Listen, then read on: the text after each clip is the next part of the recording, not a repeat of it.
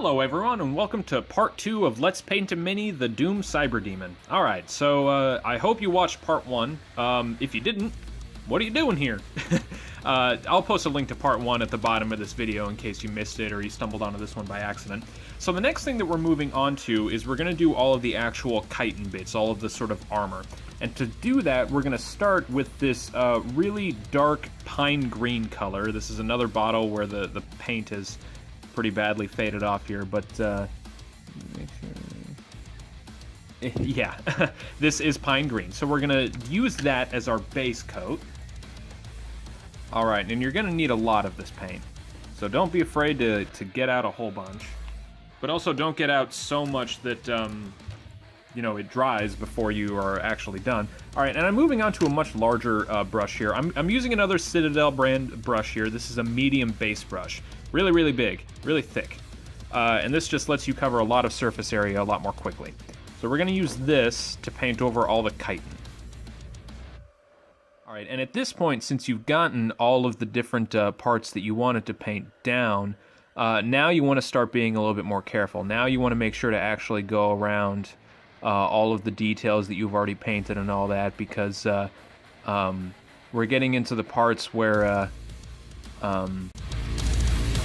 you've already got aspects done, you've already got the flesh done, you've already got the steel done, so you don't want to paint over those bits. But that's why we started at the lower contours and we're kind of working our way out. That's why we started with the flesh, and then we moved on to the steel, and now we're moving on to the sort of chitin here.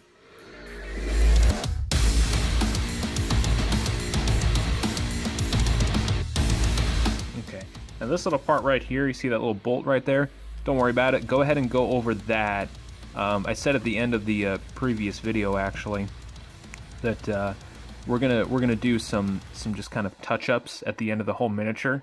With like the steel color and some other stuff, we're just gonna really lightly touch up some stuff, and that's something that we're just gonna touch up at the end of everything. But yeah, like I said, the first time, like I said in the first part of the video, the first time that I painted this miniature, I actually did more of a sort of dark ink blue color for the armor. And then as I looked at more pictures and got the lighting down more, I realized that it's actually more of a green color. And I kind of thought, you know, that's an interesting color design. And I was wondering kind of why they did it. And I just kind of thought about it, and I thought, you know what, it's probably meant to be sort of a reflection of the Doomslayer, you know, onto the player. It's supposed to kind of look at, you know, the monstrous cyber-demonic version of, you know, the Doomslayer, the Doom guy. And that's probably why he's got the same sort of like shade of green as you know, for his chitin as the Doomslayer. And that kind of got me thinking even more, and I kind of thought, you know, what if the Doomslayer's armor, the Praetor suit, is actually made from the chitin of a Cyberdemon? That would be pretty awesome, and it would kind of make sense, you know. That would be if you know, before the Cyberdemon got actually, you know, cybernetic, and he was more of the just sort of like armored, almost Balrog from like Lord of the Rings or something like that, and the Doomslayer, you know, killed him, you know, in a previous time, and then harvested parts of his armor, parts of his, you know, his shell or his chitin here, and made some armor out of it. And I thought, that is pretty cool. I don't know if that's what the actual lore of the game implies. I haven't done a lot of research into it, to be honest, but that's something that I think would be pretty cool.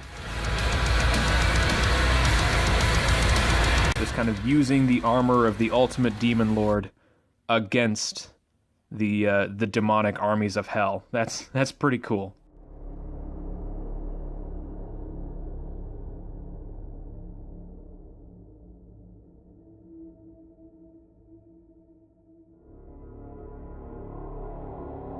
Oh, sorry, I'm really out of frame there.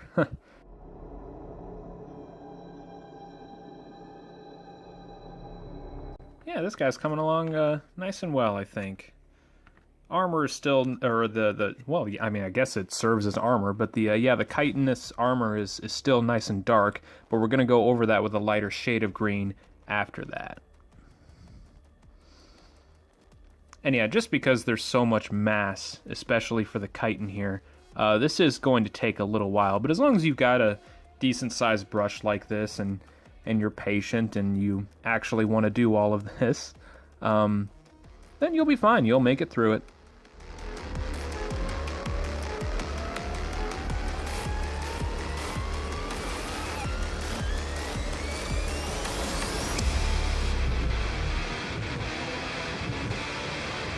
Well, one thing that I guess I talk about in some of these videos sometimes, by the way, if this ever happens where I just talk about stuff that isn't really related to mini painting and you guys don't want to hear about it, don't feel bad for saying something. Just be like, hey, I don't want to hear about that.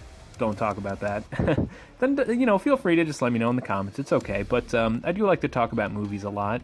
And my wife and I went to go see the new It movie, Stephen King's It. And objectively speaking, it's a good movie. It's fine. Works well. But with that being said, I think that we were both just a little bit disappointed. But for separate reasons. One, because I'm a really big movie buff. I love movies. I've seen so many movies. That, you know, when everybody was talking a big game about it being, you know, a modern horror masterpiece, I was like, ooh, I've got some high expectations for that then. And I don't think it really lived up to those standards. I think that it was, for the most part, a pretty generic, by-the-books horror movie, which there's nothing wrong with. You know, I'm pretty easy to please, I think. By the way, I'm getting out a little bit more paint here. I just ran out of paint. But yeah, you know, it wasn't really anything groundbreaking. It wasn't great game-changing, and it wasn't really like a huge thing. So it was fine, but it was a little bit disappointing for me. Now, it was a little bit disappointing for my wife, Riley, because she had just recently read the book again. And she said that there were just a lot of liberties and that kind of thing that were taken from the movie, from the, you know, for making the movie from the book. And I can't weigh in on that, because I haven't read the book, so I don't know, you know, what those liberties are. I don't know what the differences were or anything like that. But according to, you know, some people who have read it, there were some things that they took out. Now, some of it was for the better. I mean, there's a scene near the end of the book that, you know, I don't want to spoil it for people who have read the book or anything like that. There's a scene that they took out very, very wisely, that they probably should not have included in the movie, and they did not, so that was good. But then there were some other things that were apparently missing too, that kind of helped to characterize some of the kids a little bit more, and I guess some of those aspects were missing, and that was a little bit disappointing, which is fair. But again, I don't know. I haven't read the book, so I can't weigh in on that. So like I said, it's a good movie though. Objectively speaking, it's decent. It's a pretty decent, you know, paid by numbers horror movie, and there's nothing wrong with that. If you like horror movies, go see it. It's a fun movie. But if you're expecting some sort of, you know, modern horror masterpiece, well, you know, maybe just lower your expectations a little bit. But it was fine, even if I didn't love it.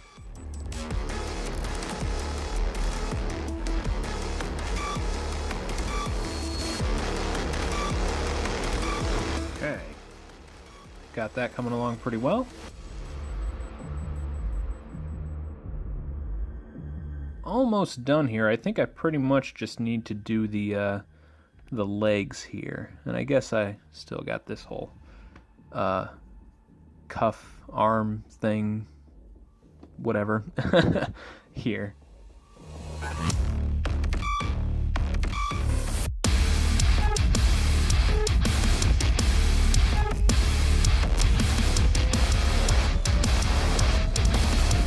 Well, I think I'm already running out of paint here, so I'll need to get a little bit more out, but I think he's coming along pretty well so far.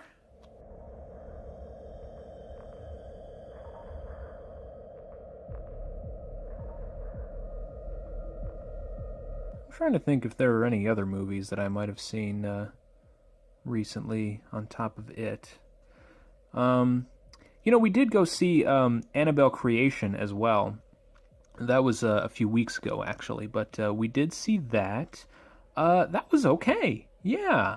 I mean, to be honest, I think that it and Annabelle Creation are probably pretty similar in quality. It was okay. It's not perfect. I mean, it's kind of similar to how I feel about it, but I didn't really like the first one very much. Now, I didn't hate it. I remember the first Annabelle came out, and it got kind of trashed pretty much across the board. But I think that's because nobody was really quick to defend it, and nobody just really minded if it had a lot of trash talked about it, if that makes sense. So it was just kind of a movie that people were, critics and people were able to just kind of take some free jabs at that were fine, and nobody really minded. Now, it's not a very good movie, that first Annabelle movie, but to be honest, I think it's a little underrated. That's another very, very generic horror movie. Now, the characters aren't very likable, and some of the scare tactics are pretty predictable, pretty by the book. But it was fine. I mean, if you like horror movies, you probably liked the first Annabelle at least a little bit, even if you didn't love it. The second one, though, was much better. There's a much better sort of lingering sense of dread. It's got a little bit of a more unique kind of vibe to it. And the direction and the acting is a lot better. So yeah, Annabelle Creation was actually a surprisingly decent movie. It was directed by, I think his name was David F. Sandberg. And he's the same guy who directed that one horror movie from, I think it was last year, called Lights Out. And Lights Out was not great, but you could see the potential. You could see what a skilled director could do. I think that Lights Out just suffered from, well, to be honest, I think it just suffered from a kind of a rushed, mediocre script. But that's personal opinion. But Annabelle Creation, he was able to just kind of do what he wants to do with a more unique story, better actors, and just his good approach to horror movies. So Annabelle Creation is a decent movie, and if you like horror movies, I would say go see that. Yeah, that was fun. I think that was pretty much it, though. Did we see anything else recently? I don't even think so. Yeah, I think those are the most recent movies that we saw.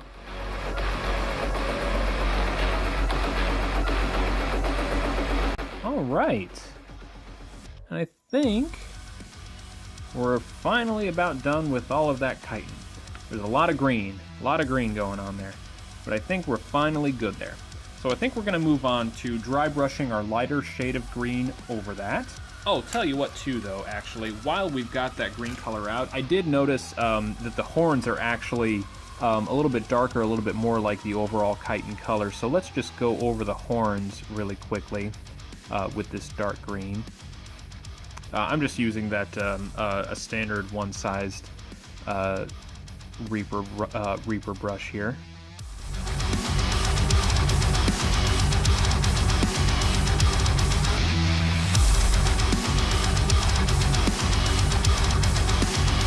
There we go, we just gave those horns there the same kind of color as the actual chitin there.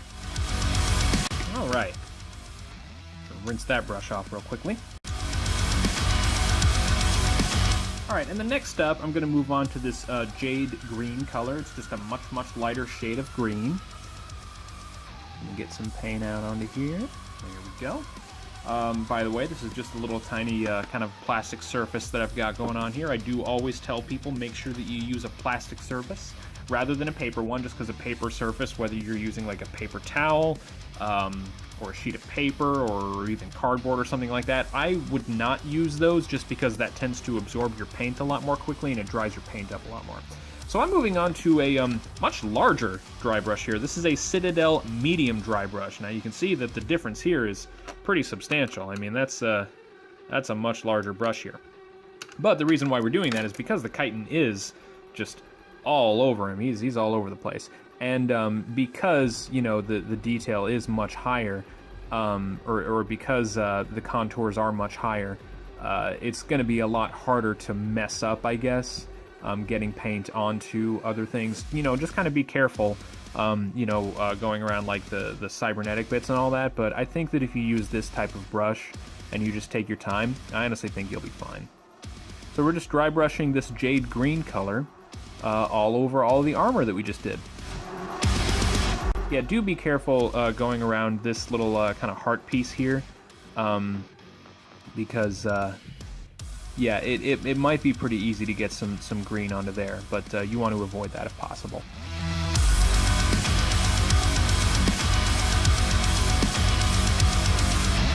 Now do be careful to try not to go over all of the bloody bits and all of the cybernetic bits, all of the metallic bits. But again, as long as you're careful and you just take your time, you should be fine. Now for this step, you don't want to go too heavy on the dry brushing, because the chitin itself is still pretty dark, and so you don't want it to be too bright. And if you go over, you know, with this dry brushing here just too much, it will really brighten up the armor a lot. And I'm not sure if that's something that you want to avoid. I mean, I guess it's ultimately up to you. If you want them to be a little bit brighter, you can do that.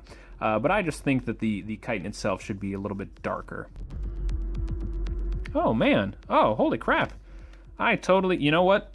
I broke my own rule that I talked about earlier. I always tell people, make sure you give your mini a once-over before you move on to the next step. And I didn't do that whenever I was doing the dark green. And as you can see, I missed this whole sort of like... chitinous armband coming around his arm here. So tell you what, let's just set that brush to the side for now. Let's get out a little bit more of my pine green here. Don't need too much, I don't think, at least. And then I'll move back over to my standard one size medium brush here. And I'm just going to really quickly go over that little armband that I neglected. Yep, I didn't do my once over, and so because of that, I just missed this detail. So yeah, always, whenever you can remember it, whenever you can think of it, always give your mini a little bit of a once over before you move on to the next step. Because sometimes you might miss some things when you don't mean to. Just like what I did here, you know? And it's no big deal, honestly. You know, nobody's perfect. Everybody kind of slips up from time to time, but I think that it says more about your character. About how you handle those mistakes rather than to just say, no, we don't make mistakes, and you just move on. I think that if you say, yep, you know what, I accidentally messed up just a little bit, but it's no big deal, let's fix it, and let's move on. And I think that that says more about your character, and your personality, and your ability to cope with things, to just say, yeah, we make mistakes from time to time, instead of just kind of refusing to admit that sometimes, you know, we make little tiny mistakes. Yeah, see, there we go. Ain't nothing. No big deal. All right. Rinse that brush off really quickly. All right.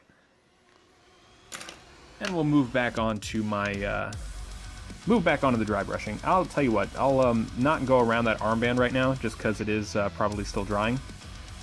But let's go over this shoulder pad here.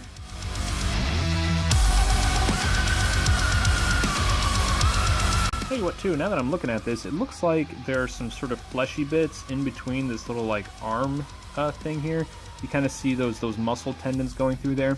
So if you want, you can go over those with, you know, with your red and your pink and all that. But I think I'm just going to leave that the way it is. I don't think it's going to be too noticeable, and I think it'll look fine. So I'm just going to leave it the way it is.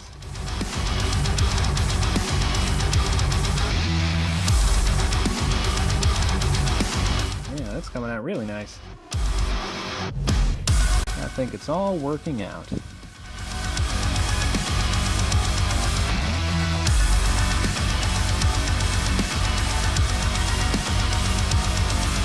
Okay. I'm just gonna touch up these horns up here. And I think I'm gonna call it for this step.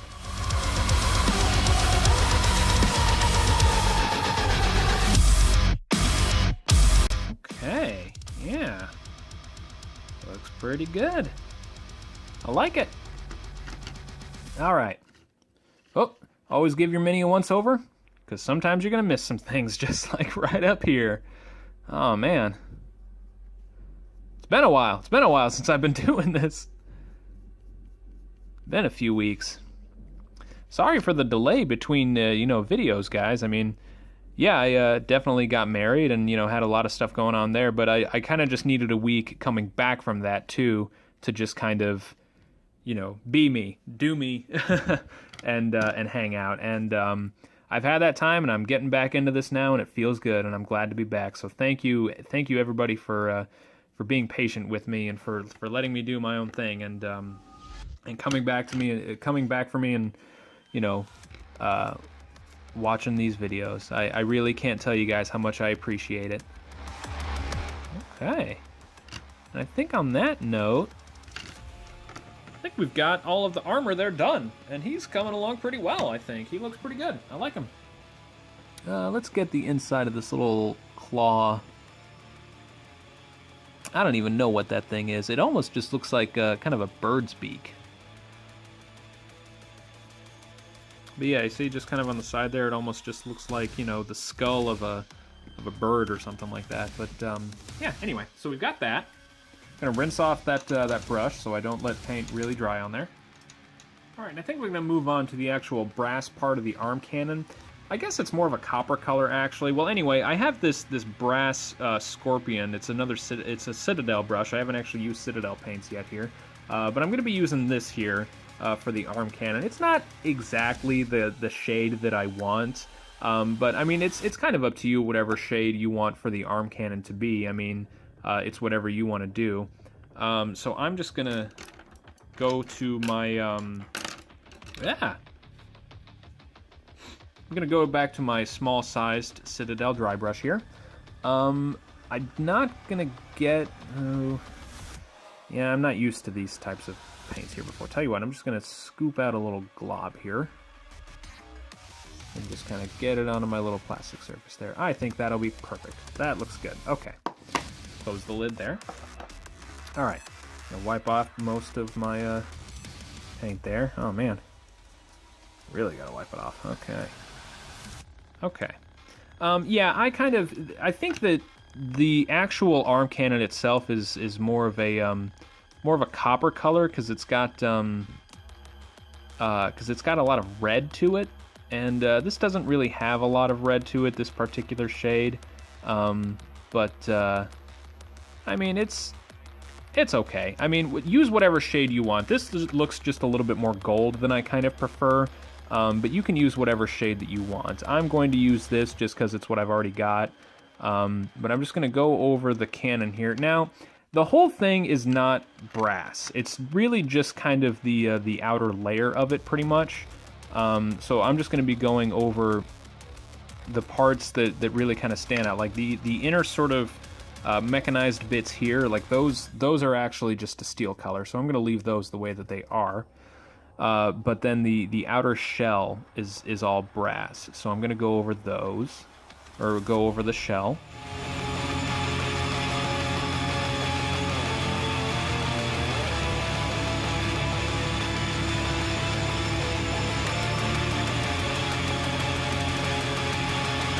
Yeah, I don't know. This color itself is more of a, well, I guess this color is more of a copper gold kind of thing. And again, what I was kind of looking for was more of a reddish kind of copper brass, because that's what the color of it actually is. You know, if you look at the high-res models. But I think this is going to be fine, and ultimately, you know, just kind of do whatever you want. Something that you can do is that you can actually just take a little bit of like red here and mix it in with your gold a little bit, and that will help to redden it up a little bit. The only drawback to that is that it is going to reduce the shine of your metallic color quite a bit. So, you know, just be aware of that, but that's up to you.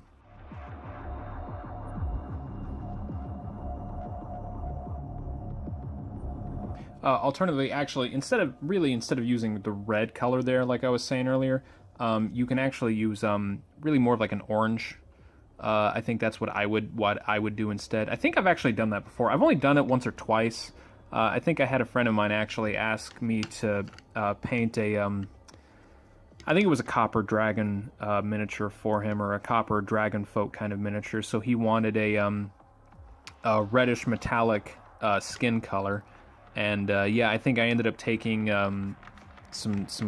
It was either gold or copper like this, and I mixed a little bit of orange with it, and I think that's what kind of gave it the color that it did.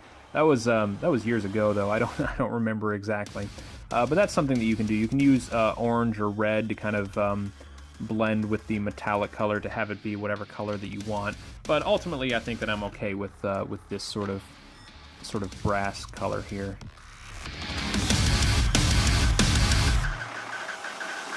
There we go. I think that's pretty good. Yeah, like I said, you kind of want to leave the actual sort of industrial bits themselves silver.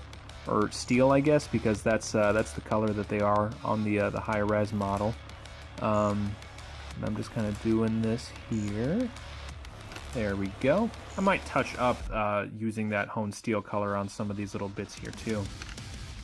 And we don't really have a lot, much more to do actually. We're almost done. So I think the next thing that we're gonna do is I think we're gonna finish up the arm cannon. I think. Well, what do I want to do next? I didn't plan this out at all. I didn't plan anything about this. I was just kind of doing it.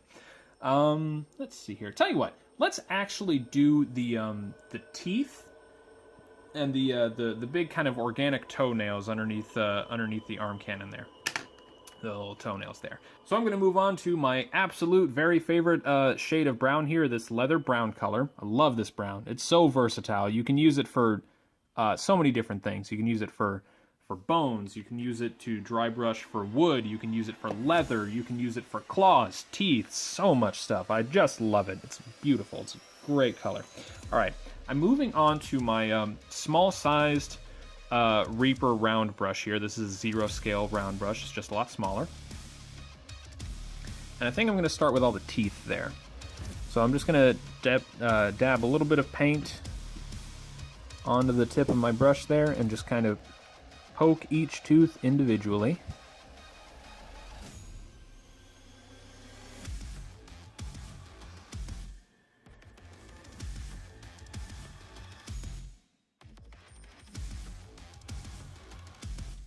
Yeah, you really don't need very much paint onto the tip of this brush at all.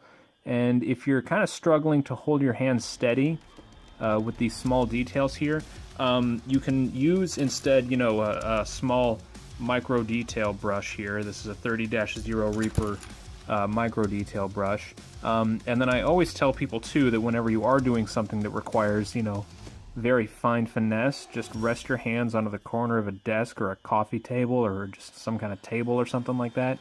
That's what I'm doing right here. I've got my hands just on the table here, and that's helping to hold my hands much more steady.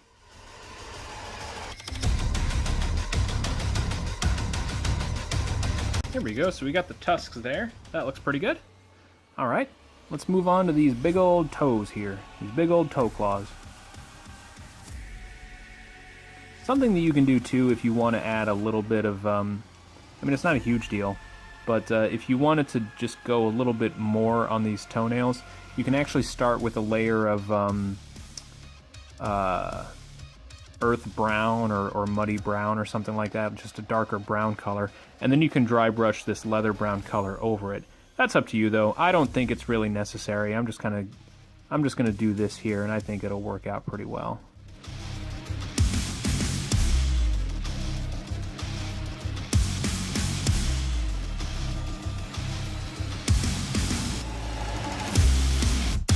All right. And we're about done here with these toenails. Or toe claws, I don't even know what you call them. Alright, for these two right here, for these two kind of toenails, toe claws, do leave a little bit of black, you know, like in between the crack there. Don't just go over the whole thing like that, because that'll just help to separate the each claw and have them look separate rather than just be one claw. Alright, so that looks pretty good. Alright, next up, it's kind of hard to tell, but he's also got some claws that are on his actual hand here too. They're kind of tightened into his fist. So let's just poke a little bit of this this brown color there.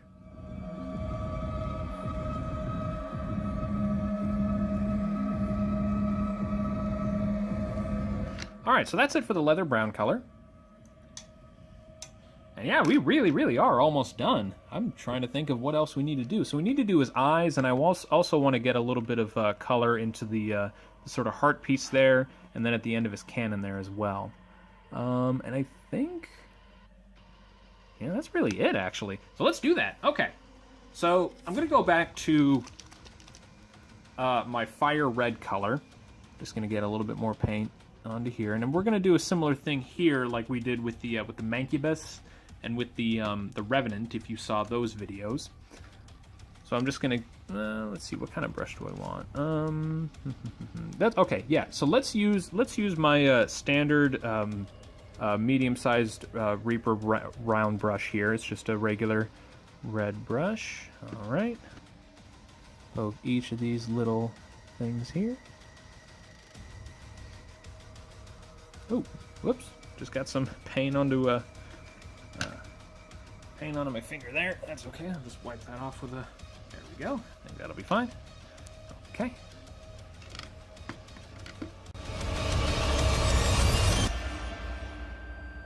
There we go. Okay. Let's poke the eyes as well. So the Cyberdemon is interesting because he's actually got 4 eyes total. He's got one right there. And another one right here that you might interpret as being his nostrils or something like that, but I'm pretty sure they're actually his eyes if you look at the high-res model of the Cyberdemon. There we go. Kind of hard to see. The eyes are really, really small on this miniature. I think it's honestly my only complaint about the miniature is that the eyes themselves are really, really tiny.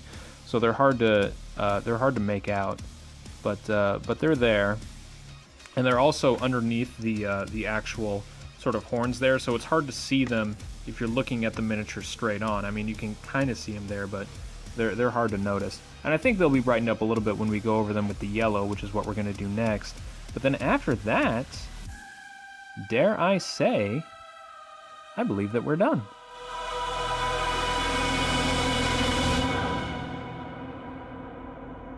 Okay, so we've got that. All right, and I'm not even going to rinse off my brush. I'm going to move right onto my lemon yellow color here. Get a little bit of paint out there. All right. Oh, actually, you know, yeah. Let's keep using this brush here. I'm not even going to rinse it off. Just going to get you know, a little bit of yellow onto the tip there, and then just kind of poke the center of each thing.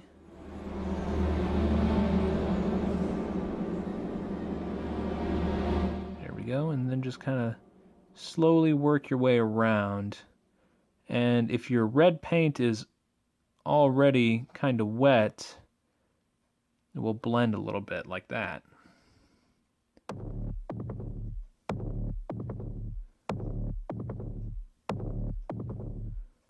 There we go.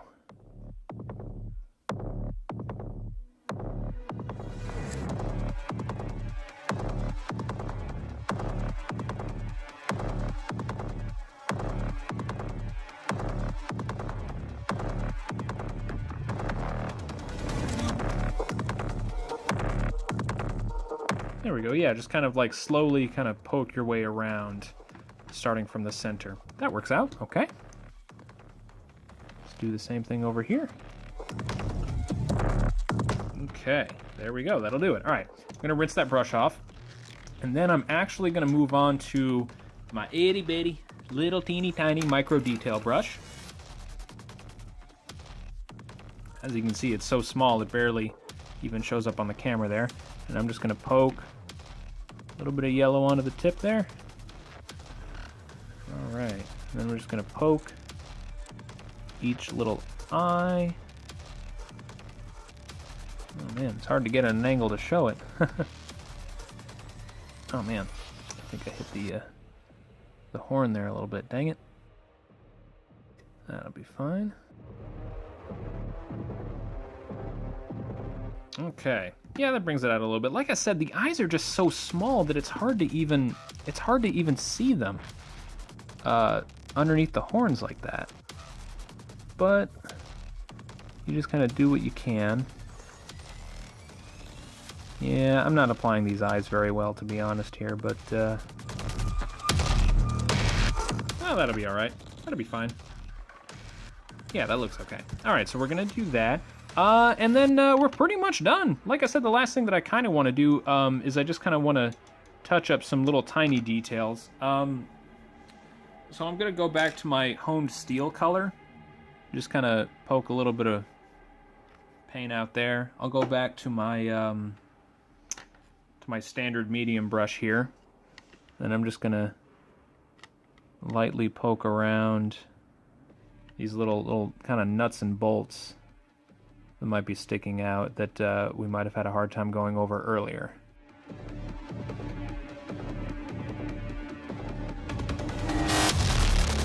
That'll pretty much do it. I'm just kind of touching up some little things that I want to do here. I think that'll be fine. Looks pretty good. Let's kind of clean up the edge of this guy a little bit here. There we go. Okay. Clean that up a little bit there. All right.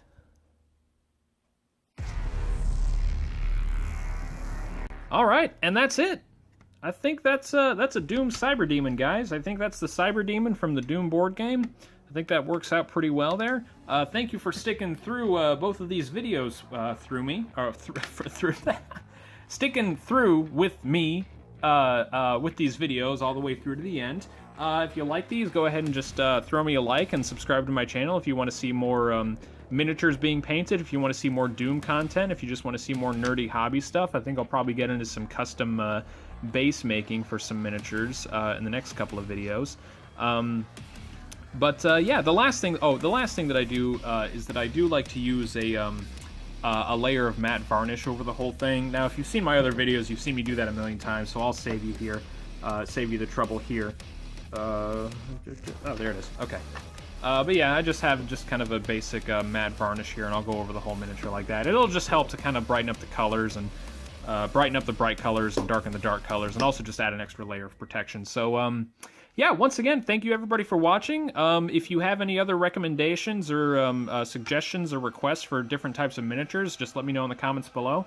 And we'll see you next time. Thanks for watching, everybody.